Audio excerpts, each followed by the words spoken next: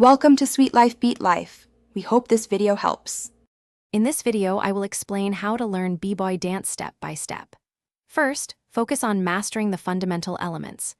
Begin with top rock, which are your upright dance moves, to establish rhythm and coordination. Then, transition to basic footwork like the 6-step and 3-step, keeping your body low to the ground.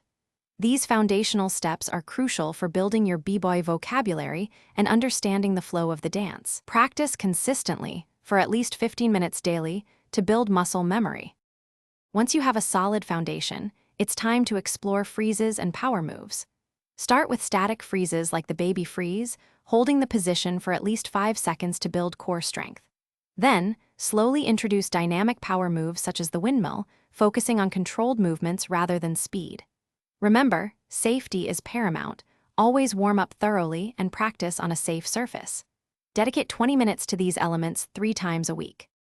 Beyond the moves, developing your unique style is essential for B-Boy dance. Don't just copy, adapt and personalize. Experiment with varying the speed and intensity of your top rock and footwork. Think about smooth transitions between your freezes and power moves, making your dance flow seamlessly. Observe other dancers, but always strive to infuse your own personality and creativity into every movement.